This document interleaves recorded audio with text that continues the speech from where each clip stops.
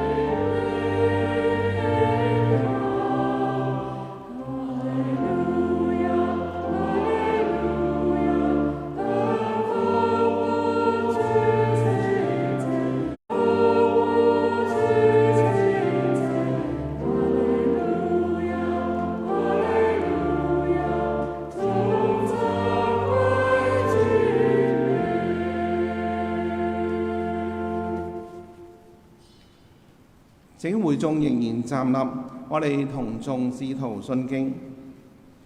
我信上帝，全能的父，創造天。會眾請坐，低頭靜默。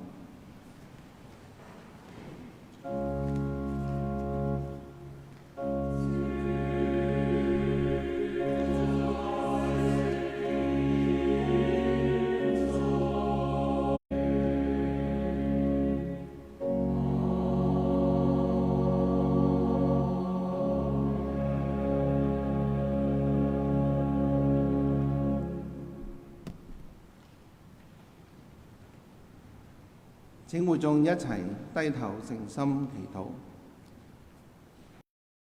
創造地慈愛嘅天父上帝，你嘅榮光係充滿大地，感謝讚美你嘅偉大完美。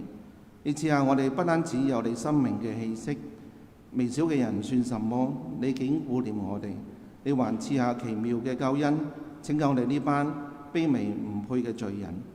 你犧牲獨生愛子耶穌基督，捨棄天上尊貴嘅榮耀，道成肉身，謙卑順服，誠然擔當我哋嘅罪，背負我哋嘅憂患與痛苦，以至於釘死喺十字架上。衷心感謝主耶穌基督，你所承受極重嘅刑罰，我哋得到平安，得到醫。因你喺十字架上嘅犧牲，我哋喺度裏邊得釋放，讓我哋謙卑俯伏敬拜讚美你。因主耶穌基督，你已經勝過死亡而復活咗啦。請死亡壓制，你暗你其光明嘅國度。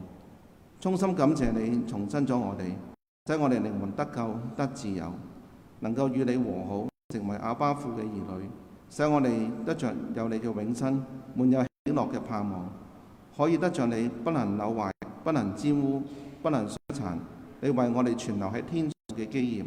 感謝主你對我哋嘅深恩厚愛，你慈愛比我哋嘅生命更好。求你掌管我哋嘅生命同埋心思意念，無時無刻與我哋同行，扶持我哋靠主嚟到去勝過我哋嘅軟弱，幫助我哋面對百般困難同埋挑戰嘅當中，能夠按主你嘅真理同埋教導喺你嘅義上活，靠主嚟到去過得勝嘅生活。求主光照我哋嘅內心，讓我哋省察自己嘅軟弱。求天父以你嘅慈悲憐憫，赦免我哋一切有形無形嘅過犯，潔淨我哋所說嘅說話同埋心思意念，保守我哋過蒙主悅納嘅聖潔嘅生活。讓我哋心存謙卑嚟到去領受主道，願意心意更新而變化，藉着你嘅話語同埋教導，被你陶造成為合主你使用嘅器皿，獻上當作活祭。喺我哋每日不同嘅崗位上，為主嚟到去作光作鹽，見證主你嘅大愛同埋豐盛嘅恩典。喺現今紛亂邪惡嘅世代當中，帶領更多人得着主所賜下嘅同埋復活永生嘅盼望，認識相信你就係嗰位昔在今在永在仍然坐着為王和平嘅君王，拯救賜俾世人主以嚟真正嘅平安，永遠不變嘅慈愛，願意將一切榮耀頌讚歸於愛我哋嘅天父上帝，將整個崇拜交託喺恩主嘅手中，即係將我哋嘅禱告、以上嘅祈禱、感謝、交託，係奉主耶穌喺十字架上得勝之名祈求，誠心所願。讓我哋同眾主禱文學效主耶穌嘅禱告。我們在天上的父，願人高尊父的為聖，願父的降臨，願父的旨意行在地上，如同行在天上。我們日用食，今日我們饒恕得罪我們的，我們見試探，拯救我們脱離兇惡，因為道權榮耀直到永遠。阿門。以下落嚟係領受主道，讓會眾一同唱新普天頌讚第265首光榮屬主歌，嚟到讚美我哋嘅天父上帝。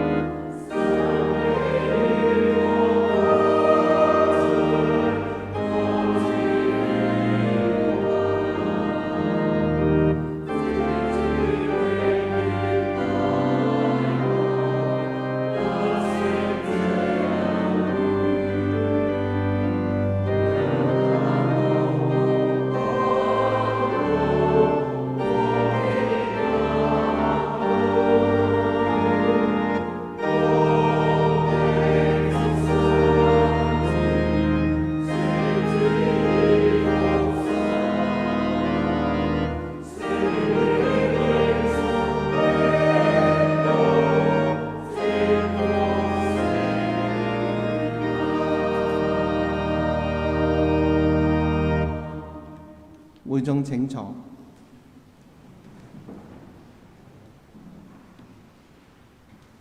以下落嚟係讀經。今日第一段經文係記載喺《使徒行傳》10章34至43節。彼得就開口說：我真看出上帝是不偏待人。原來各國中那敬畏主行義的人都為主所悅納。上帝藉着耶穌基督，他是萬有的主，傳和平的福音，將這道賜給以色列人。這話在約翰宣傳洗禮以後，從加利利起，傳遍了猶太。上帝怎樣以聖靈和能力膏拿撒勒人耶穌，這都是你們知道的。他周流四方，行善事，醫好凡被魔鬼壓制的人，因為上帝與他同在。他在猶太人之地並耶路撒冷所行的一切事，有我們作見證。他們竟把他掛在木頭上殺了。第三日，上帝叫他復活，顯現出來，不是顯現給眾人看，乃是顯現給上帝預先所揀選，為他作見證的人看，就是我們這些在他從死裏復活以後，和他同吃同喝的人。他吩咐我們傳道給眾人，證明他是上帝所立定的，要作審判活人死人的主。眾先知也為他作見證說，凡信他的人必因他的名得蒙赦罪。以下兩段經文係由張海燕姊妹嚟到去誦讀。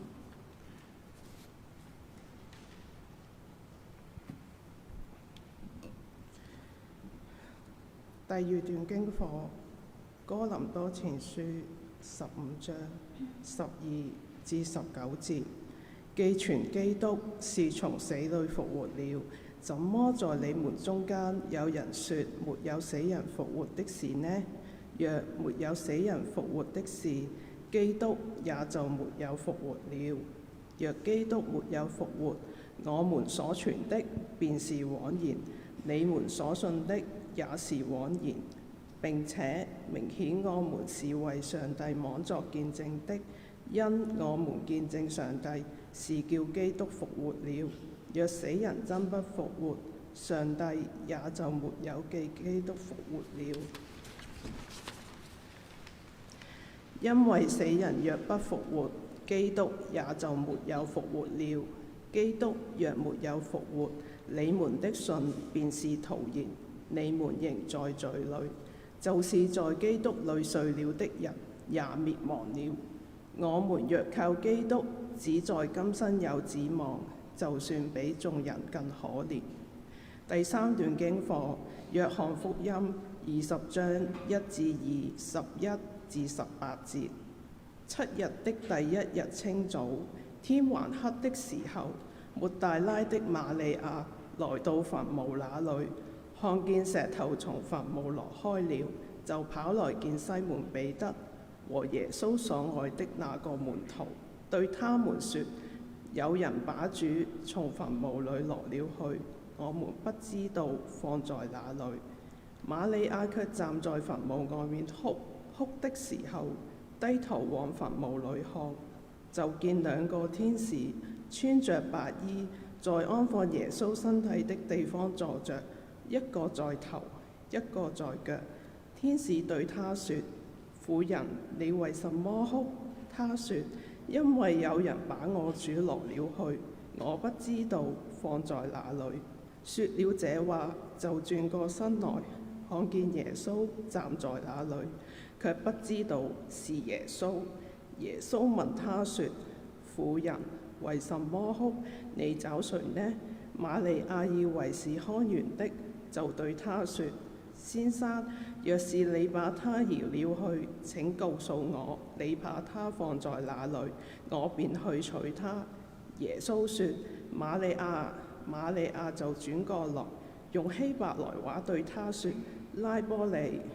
耶穌說：不要摸我，因我還沒有升上去見我的父。你往我弟兄那裏去，告訴他們說：要升上去見我的父，也是你們的父；見我的上帝，也是你們的上帝。抹大拉的瑪利亞就去告訴門徒說：我已經看見了主。他又將主對他說話告訴他們。經文讀畢，願上帝賜福聽他話語的人。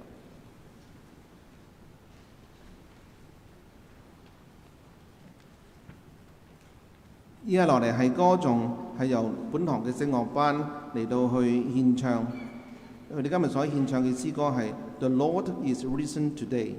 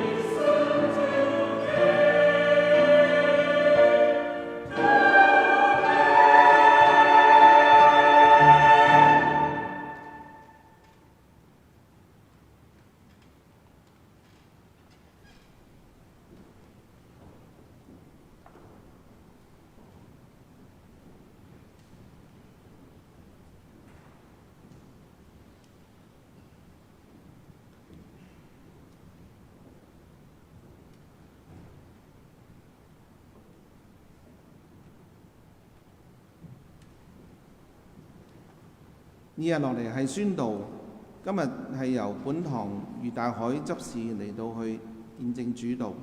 佢今日所宣講嘅題旨係反思基督的受死與復活。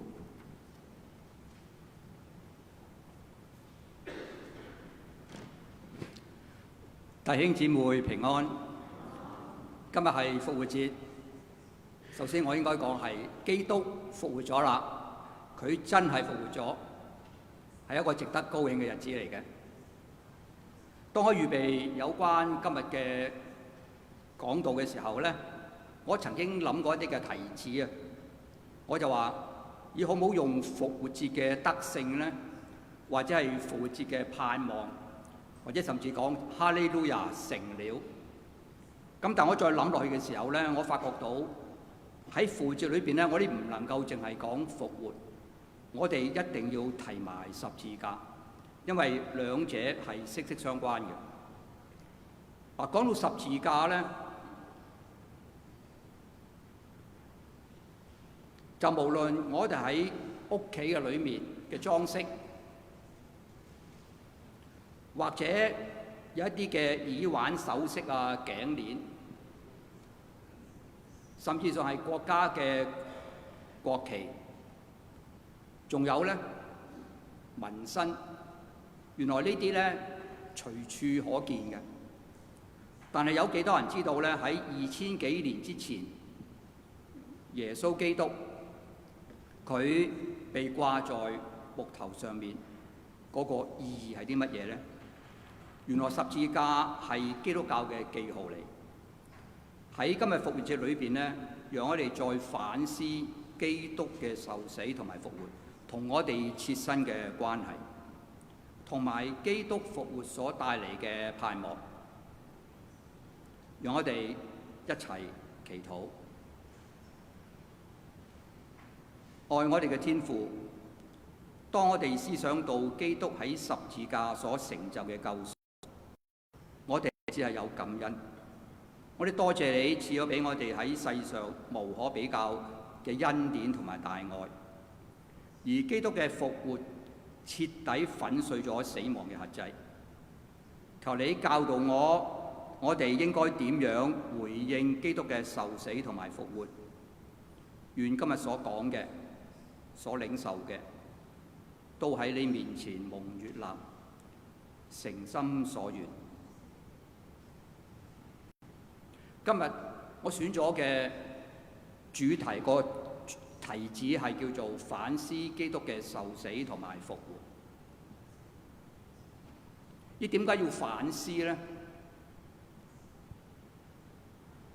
原來呢，我哋嘅世代同埋我哋自己係變緊嘅，生活帶嚟好多嘅轉變。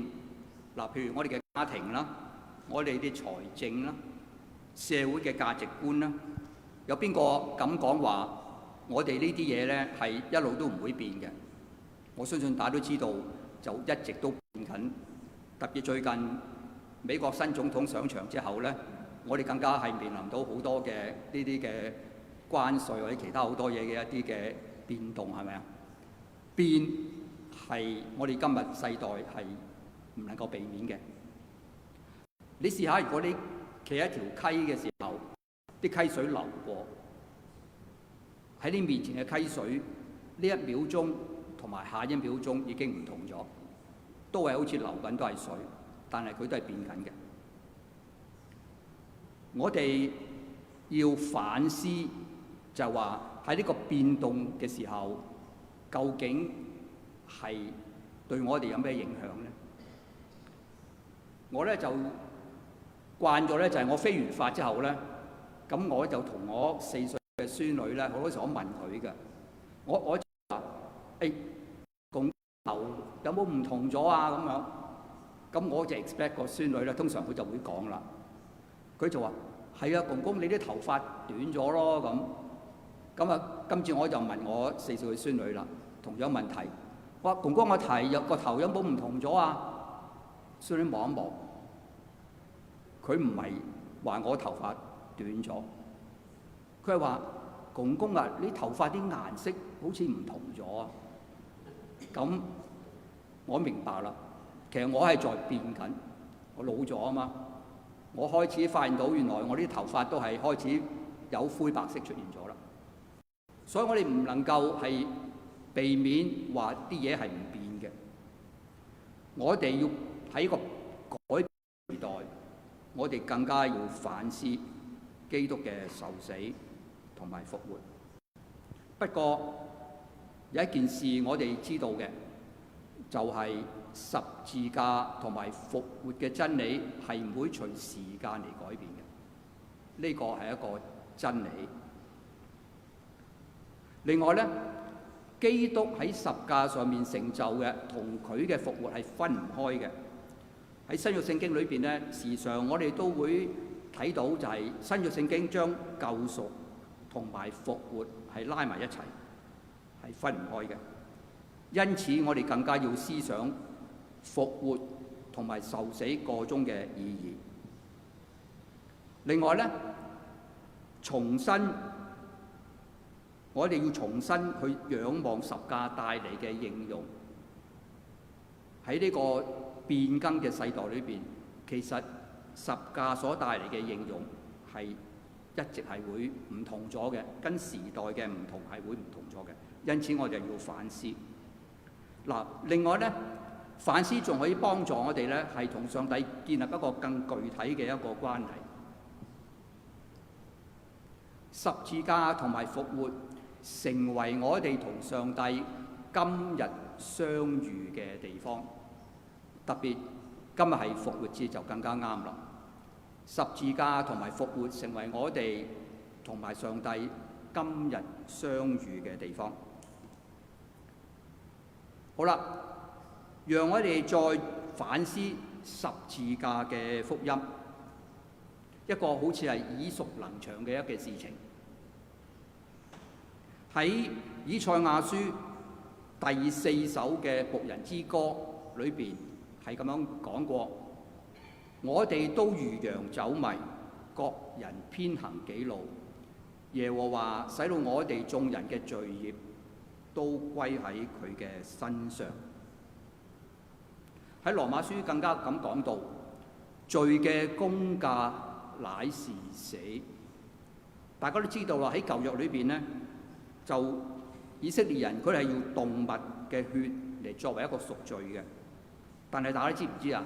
動物嘅血係唔夠嘅，因為今日贖完罪之後呢，聽日仲係要再贖罪，動物係唔夠嘅。咁個出路係啲乜嘢呢？原來耶和華卻定意，或者我哋可以翻譯成喜悅，將佢壓傷，使到佢受痛苦。耶和華以佢嘅贖罪祭，或者翻譯為佢獻本身為贖罪祭，亦都係以賽亞書第4首僕人之歌裏邊所提到個出路，就係耶和華上帝為我哋預備咗噶啦。十字架呢，原來就將罪一筆勾銷，因此我哋可以同神和好。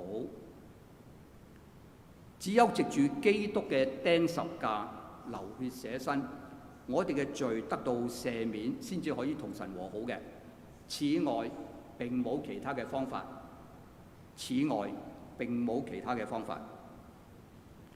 冇十字架就冇福音，好簡單。冇十字架就係冇福音。大家可能都諗諗，其實十字架另外有一個意思，耶穌釘十字架，點解耶穌唔用其他嘅死亡嘅方法呢？其實十字架就係暴露咗罪嘅可怕。喺當時羅馬政府嚟講呢，釘十字架係一個最殘酷、最痛苦嘅一個刑罰嚟嘅。倫敦有位牧師佢咁講過：假定如果耶穌死喺一張床嘅上面，或者耶穌咧就因為一啲嘅意外或者佢病死咗嘅，你估能唔能夠充分表現出呢種罪嘅可怕呢？係要耶穌釘喺一個殘酷嘅十字架，呢個刑罰就睇到罪嘅可怕。人類嘅其中一個悲劇係咩呢？原來就係低估咗罪嘅可怕。傳福音呢個好消息原來就係要我哋好清楚嘅能夠話俾人聽，表達出耶穌基督釘十字架嘅呢個嘅救主。呢個係耶穌喺世界上嘅最重要嘅使命。嗱，福音嘅內容咧就一定要包含耶穌釘十字架。所以我哋同人講福音嘅時候咧，呢個一定要包含耶穌釘十字架。就 Bishop Henry Moore 一位大主教，佢咁樣講過。佢話咧就係耶穌道成肉身先能夠救贖㗎。耶穌道成肉身就能夠救贖啦。如果耶穌唔係一個完全嘅人，或者一個完全嘅神嘅話咧，個情況就好似點咧？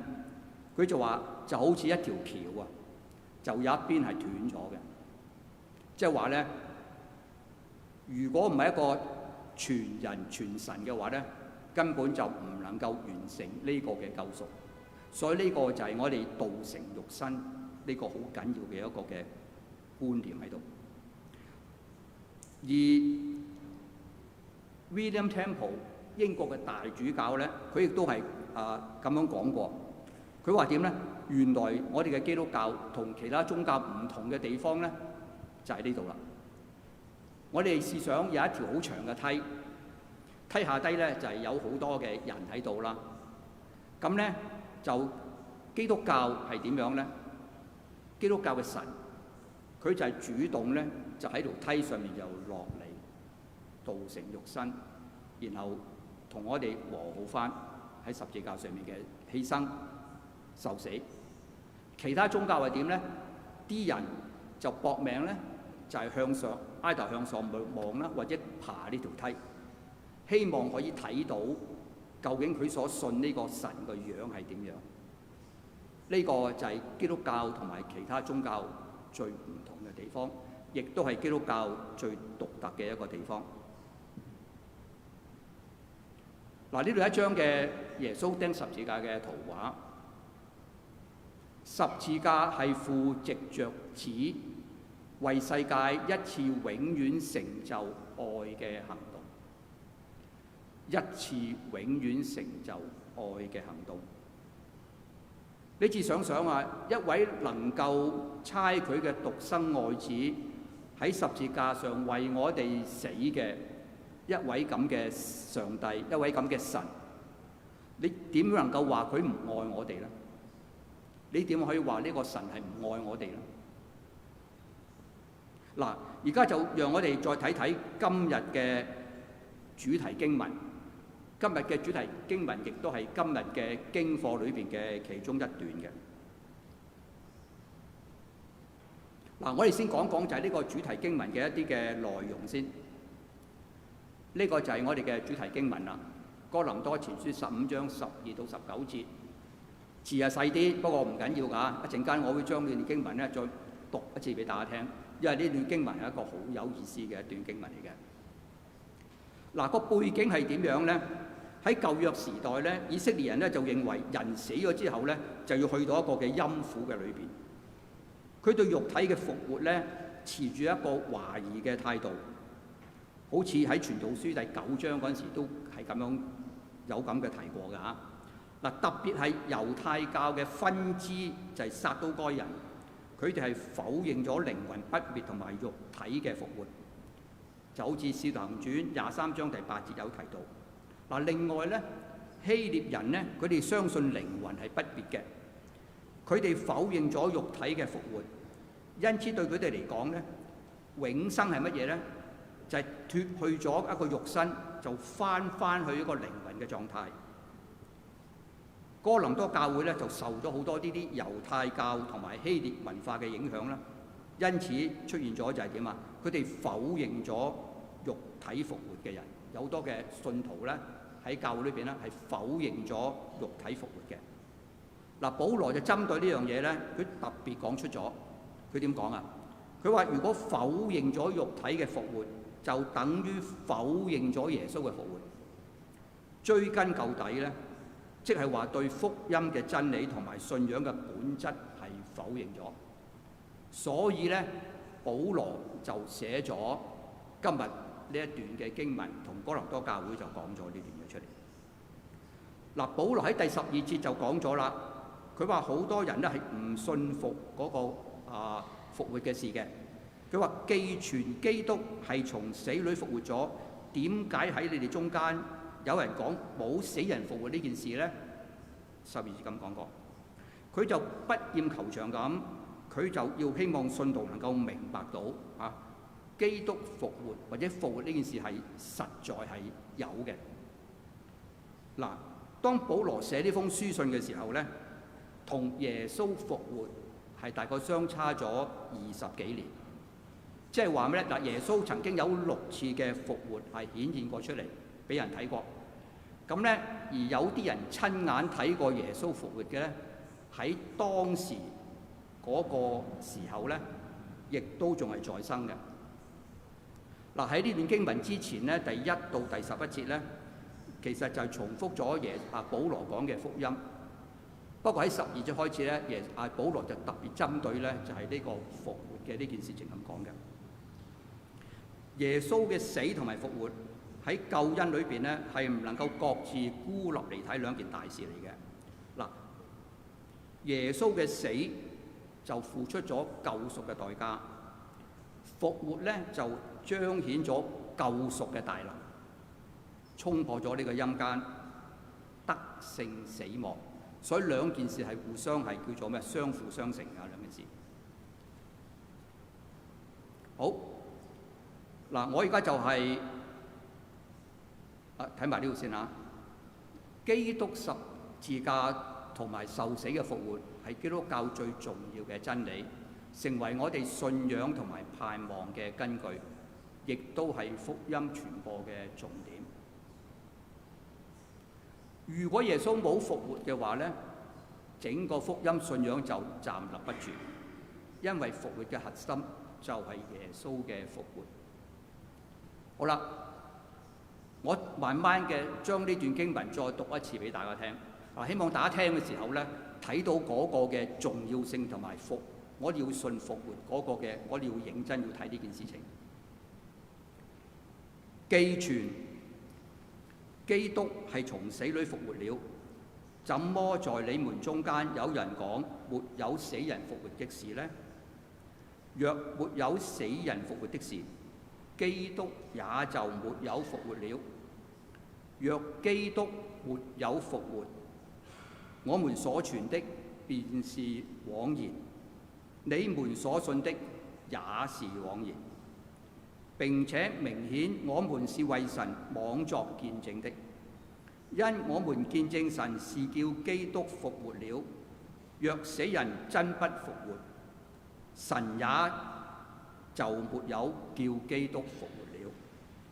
因為死人若不復活，基督也就沒有復活了。基督若沒有復活，你們的信便是徒然，你們仍在罪裏。就是在基督裏睡了之人也滅亡了。我們若靠基督，只有今生有指望，就算比眾人更可憐。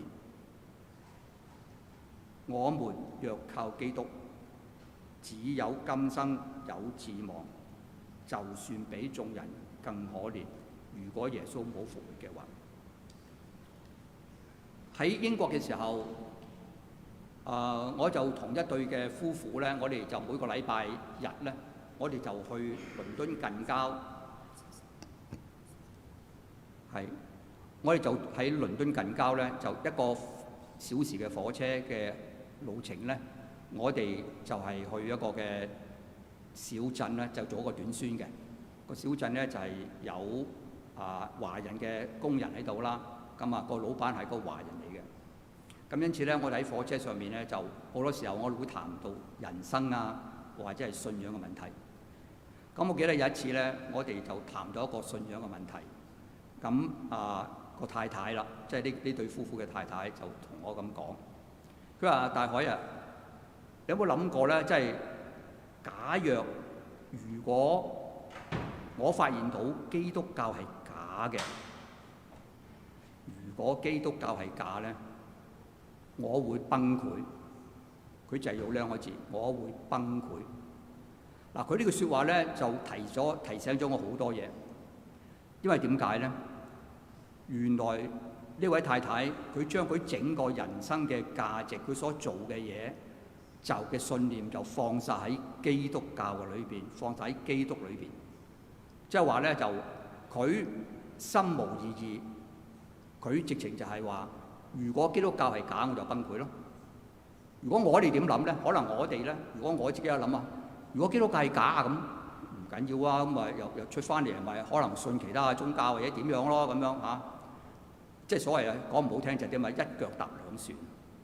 嗱，呢個俾我提醒得好緊要。如果我哋信呢，我哋要切切實實嘅去信基督復活，其實就成為咗我哋一個嘅盼望，一個嘅喜樂嘅動力嚟嘅。啊，今日復活節其實最緊要，我想帶出佢嗰個嘅信息就係話，其實真正基督復活咗咧，係帶嚟咗呢個嘅動力同埋個盼望係出咗嚟嘅。好似呢個太太所講嘅嚇，如果係基督教假嘅話咧，就會崩潰啦。咁啊，我自己相信肯定啦，基督教就一定唔會假啦，復活係真嘅啦。咁啊，所以變咗咧就，但係嗰個症結喺邊度咧？就話我哋要瞓身啦，要去做我哋要做嘅嘢，即係基督要我哋做嘅大使命又好啊，傳福音又好啊，我哋要瞓身去做。嚇，如果唔係嘅時候咧，其實就真係唔好聽，講唔好聽就係一腳踏兩船嘅啫。好啦，嗱咁我哋再反思咧，就係基督嘅復活咯。原來基督嘅復活咧係帶嚟咗一個嘅新嘅視野嘅。呢度咧就抱歉，我係用咗一個英文嗰句嚟寫出嚟，因為咧其實呢個係 John Stott 所講嘅。咁咧就我好中意 John Stott 嗰啲書同埋即係佢所講嘅説話啦。咁我係真係好服呢位嘅即係呢個神學家長者啊，呢個作者啫嚇。咁咧就嗱佢點講咧？我試下用一個嘅翻譯俾大家聽，就話佢度講到就話咩咧？就話其實耶穌係可以死嘅，但係耶穌死咧，佢卻唔會受死亡嘅轄制。我哋係點咧？我哋活着，跟住就死去。但係基督咧係死去之後咧，先至活着。唔同嘅地方就係呢度。嗱，跟住就跟住我哋再講啦。呢度講係乜嘢咧？佢話咧就係耶穌死喺十字架上面咧，就完成咗為我哋罪嗰個嘅救贖。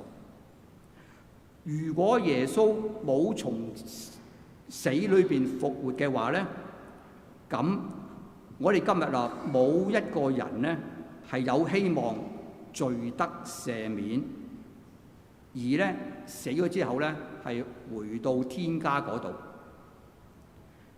如果冇咗復活嘅話咧，咁耶穌嘅死咧，其實就冇咗呢個拯救嘅能力，而我哋咧就冇辦法得到天父嘅新生命。即係換句話講啦，呢個就係講帶出嚟嘅，即係話一切都係圍繞住耶穌嗰個復活。耶穌復活帶嚟佢拯救嘅能力，耶穌嘅復活令到我哋可以獲得父俾我哋嘅新生命。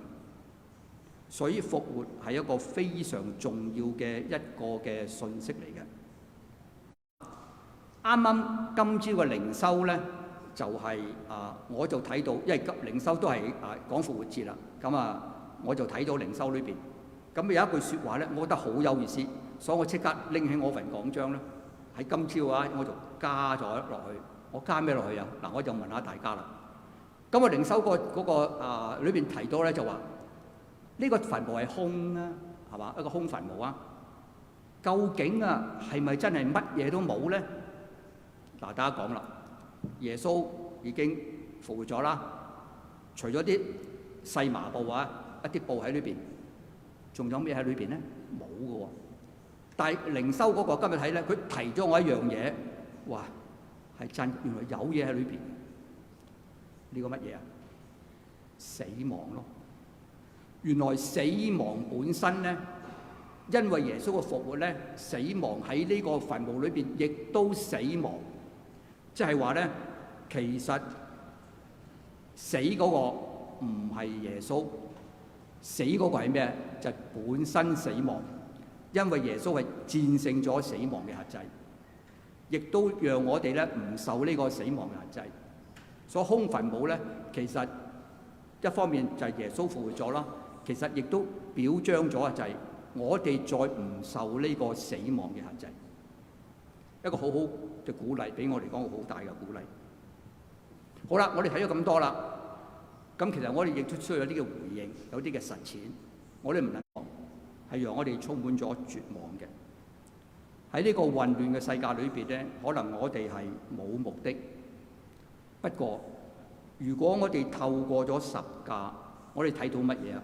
我哋睇到咧，神係進入呢個世界裏邊，佢將我哋嘅痛苦咧背喺佢嘅身上面，讓我哋嘅痛苦成為佢嘅痛苦。藉住呢個十架咧，神充分流露出佢自我犧牲嘅愛。嗱，我哋罪得赦免啦，神係將最壞嘅處境變咗最好。神嘅愛改變咗我哋對生命嘅睇法，而我哋得到醫治。我哋得到醫治，所以我哋如果睇一件事嘅時候咧，我哋要翻十架，透過十架去睇嗰件事情，咁就係最正確同埋係最健康嘅。咁我哋仲有一啲嘅乜嘢，我哋係可以去回應，唔係世俗所俾到我哋嘅呢啲所謂快樂，係一種嘅喜樂。嗱，不過有一樣嘢咧，就我哋要提醒大家喎。如果我哋選擇行自己嘅路咧，行自己嘅路即係咩意思咧？即係活過真實嘅時候咧，其實有好多嘢係我哋可以做到，可以回應嘅。十字架係父藉住子為世界一嘅真道落去啦。咁喺宣道結束嘅時候咧，咁我就用咗呢句説話咧嚟俾大家啦。其實呢個就係一個嘅真道嚟嘅嚇，希望大家都能夠將呢個呢個福音嘅好消息都能夠傳俾我哋周圍嘅朋友、未信主嘅朋友聽。咁就係咩咧？係基督十字架受死同埋復活，係基督教最重要嘅真理，成為我哋信仰同埋盼望嘅根據，亦都係福音傳播嘅重點。所以希望大家你同人傳福音嘅時候咧，我哋都唔好忘記要將呢個基督受死復活呢個真理咧，都要同我哋嘅未信主嘅朋友都係要講嘅，係啦，翻好土，直真道。好，請大家。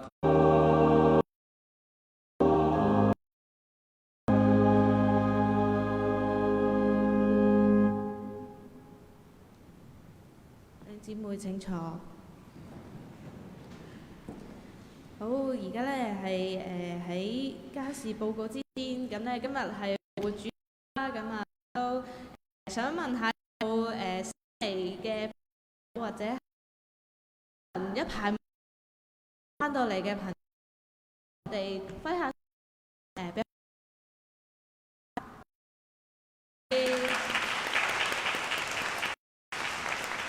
咁咧應該冇即係消息力，讓我哋咧去同人去宣講，去咧去分享上主咧帶俾我哋咧呢一份嘅喜樂。好，我哋咧都去彼此去激勵，能夠咧係凝聚上帝俾我哋咧嗰個呼召嗰個使命。好。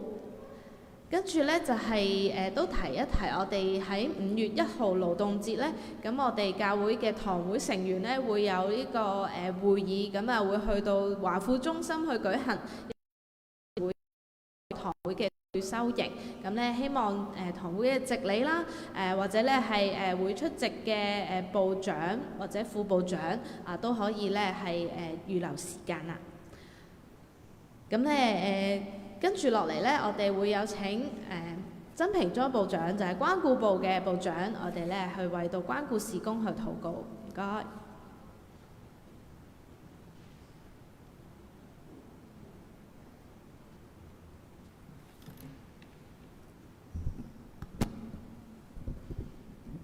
各位弟兄姊妹平安。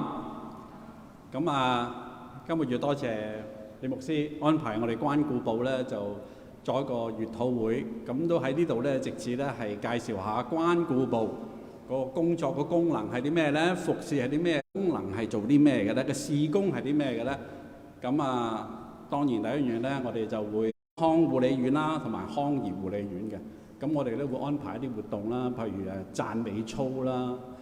有時候我哋就會有粵曲嘅分享啦，仲有我哋有時候有啲譬如中秋節，咁我哋可能咧係會有一啲嘅燈謎，咁同佢哋一齊老人家一齊去玩，咁咧每一次都係好開心㗎啦，就好似去咗個大 party 咁樣嘅，咁我哋咧都會安排呢啲活動嘅。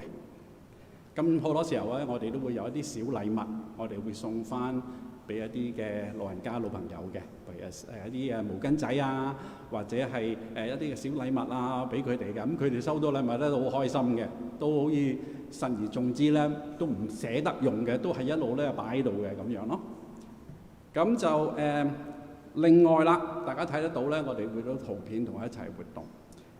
咁個聯誼活動啦，我哋咧週六鬆一鬆啦，唔知你哋有冇參加過？過去嘅我哋週六鬆一鬆嗰啲活動咧，有整嘢食啦，有美食啦，或者係一啲嘅手工嘅小禮物，或者係啲裝飾聖誕節啦，可能有啲穿啲豬仔啊，嗰啲聖誕節嗰啲裝飾禮物。咁好多謝。一般嚟講咧，都係啲教友啲姊妹啊，幫手做導師啦。咁好多時候咧，個整嘢嗰陣時候咧，你見到馬孫幾開心。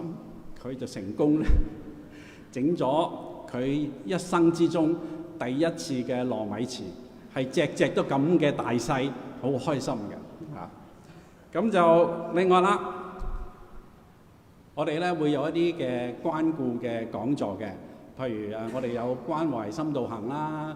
2024年舊年啦，我哋會請到關瑞文博士同我哋講解一啲嘅關顧者或者被關顧嘅，我哋嘅心態應該點樣啊？點樣裝備自己啊？咁佢嗰個專題好好嘅，我是弟兄姊妹的看守者。咁我哋咧都做咗兩課，係唔同嘅題目嘅。咁都好多教友啦，或者係其他堂嘅教友咧都嚟參加。好啦。今年有冇啊？有啊！今年關懷深度行咧，喺嚟緊咧都會有三部曲、3個講座嘅，都係關於一啲嘅生命教育。咁大家留意下，將來可能咧下個星期就有一個宣傳，就睇下大家咧有冇時間。報名咧，我諗相信會喺不久將來都會開始係報名㗎啦。都希望咧大家咧去踴躍去參加啦。好。跟住嘅咧，我哋會有啲乜嘢工作啊？咁其實咧，我哋每一年嗰個嘅祝誕活動啦，祝誕活動裏邊咧，我哋都係負責係一啲嘅籌備。咁經過祝誕活動嘅籌委，商量咗我哋應該用啲咩形式啦，出去啦，去酒店啊，或者去酒樓食啦，定係喺翻副堂下邊搞，會更加溫馨啲咧。每一次咧，我哋都會係有一個祝誕活動嘅小組裏邊。去傾咗個大廊係應該點做嗰陣時候咧，就我哋關顧部咧就負責咧係籌備嘅。另外啦，每一年我哋都係一樣會有嘅，就係堂慶旅行活動啦。咁堂慶旅行活動咧，我哋一樣啦，係有一個嘅呢個堂慶旅行嘅個籌委，商量咗我哋去邊度旅行啊？個地點會唔會太遠啊？適唔適合一啲長者啊？我哋每一次咧都會開會嗰陣時候咧，我哋研究咗之後，跟住咧我哋關顧部咧，我哋就會統籌噶啦。咁我哋就去邊度啊？咁到時候我哋又係會喺副堂，係非常之好嘅，大家去相聚，大家去認識嘅。咁盼望日後我哋咧就會更加咧就利用喺8月，我預告下，我哋都會有一個新蒲新婚嘅活動嘅，就係咁啦。咧，我哋咧求主咧為我哋咧加添人手，因為呢一個係我哋係最迫切喺關顧部裏邊咧探訪方面咧係最需要嘅。咁就希望可以激勵到更多嘅兄弟姊妹咧係參與同埋服侍。咁啊聯誼活動啦，咁我哋咧希望咧喺週六當中咧，我哋諗咗好多嘅活動咧係俾啲教友嘅，都希望能夠咧係加強我哋教友與教友之間嗰個嘅凝聚同埋相聚啦。關懷深度行咧，我哋都希望今次係搞呢個生命教育啦，我哋都希望咧能夠咧喺教友方面咧更加認識到自我同埋對生命嗰種嘅反思嘅。咁我哋一齊低頭祈禱啊！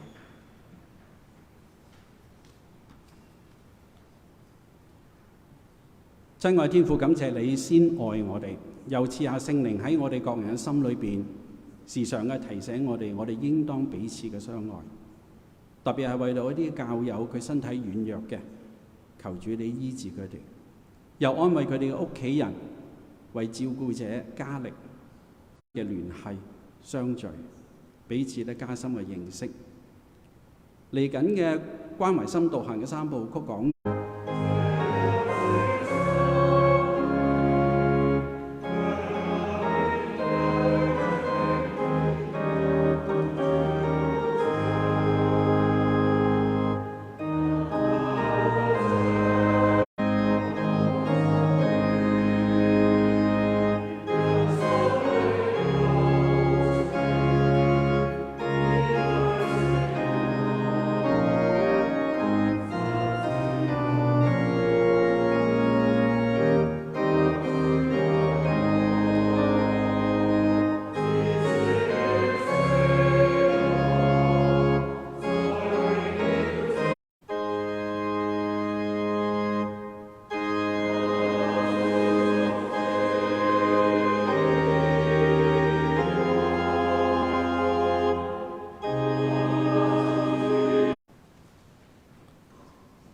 崇拜即將結束，讓我哋一同唱釋歸嘅詩歌《新普天頌讚》第274首《永活基督》，讓我哋藉着我哋嘅永活基督去到我哋生活崗位當中。